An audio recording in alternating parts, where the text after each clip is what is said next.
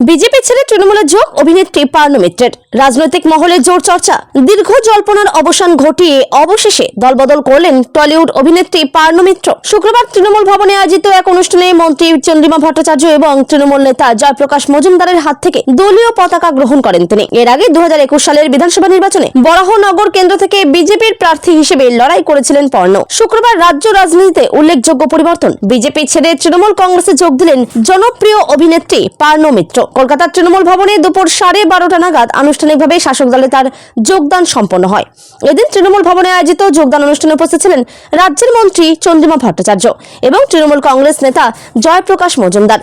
তাদের উপস্থিতিতেই তৃণমূলের পতাকা হাতে তুলে নিয়ে বিজেপির সঙ্গে সমস্ত সম্পর্ক ছিন্ন করার ঘোষণা করেন পার্নো মিত্র। রাজনৈতিক মহলের মতে পার্নো মিত্রের এই দলবদল তৃণমূল কংগ্রেসের সাংস্কৃতিক ও জনসংযোগ কর্মসূচিতে নতুন মাত্রা যোগ করতে পারে। চলচ্চিত্র ও টেলিভিশন জগতে পরিচিত মুখ হওয়ায় সাধারণ মানুষের মধ্যে তার গ্রহণযোগ্যতা রয়েছে, যা দলীয় কর্মসূচিতে বাড়তি প্রভাব ফেলতে পারে বলে মনে করছেন পর্যবেক্ষকরা। যদিও যোগদানের সময় পার্নো মিত্র বিস্তারিত মন্তব্য না করলেও তৃণমূল নেতৃত্বের দাবি, রাজ্যের উন্নয়ন, সংস্কৃতি ও মানুষের পাশে থাকার নীতিতেই আস্থা রেখে তিনি শাসক দলে যোগ দিয়েছেন।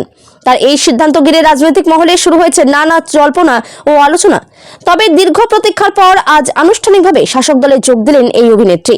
ঘাসফুলের পতাকা হাতে নিয়েই নিজের উচ্ছ্বাস প্রকাশ করে তিনি জানান, আজকের এই দিনটি তার কাছে বড়দিনের মতোই আনন্দদায়ক। মূলত লোকসভা নির্বাচনের পরবর্তী সময়ে বিজেপির সঙ্গে তার ক্রমবর্ধমান দূরত্বের কারণে এই রাজনৈতিক পালাবদল বলে মনে করছে ওয়াকিবহাল মহল।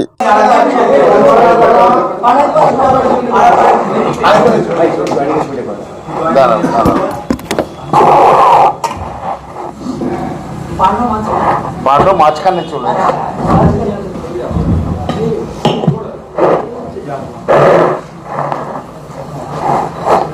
একটু নিচে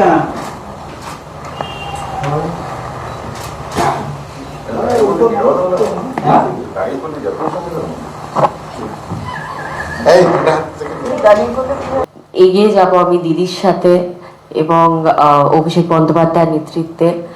আরেকটা কথা বলবো যে 6 বছর আগে অবশ্যই বিজেপিতে যোগদান দিয়েছিলাম।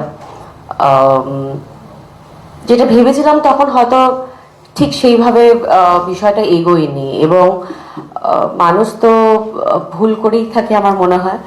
সেটা সংশোধন করার সময় এসে গেছে বলে আজকে অল ইন্ডিয়া তৃণমূল কংগ্রেসের একজন সদস্য হয়ে নিজেকে সত্যি ধন্য মনে করছি। এবং চন্দ্রিমাদি, জয়ব্রতদা, থ্যাংক ইউ সো মাচ। তোমরা আজকে এই পতাকা তুলে দিয়ে আমাকে তোমাদের একজন মেম্বার হিসেবে গ্রহণ করলে, তার জন্য অসংখ্য ধন্যবাদ। এবং আপনারা আমাকে অনেক বছর ধরে চেনেন, আমার কাজ দেখেছেন, আমার নির্বাচনের সময় ছিলেন। আপনাদের কাছে একটাই অনুরোধ যে আপনারা আমার পাশে থাকবেন। ধন্যবাদ। জয় বাংলা।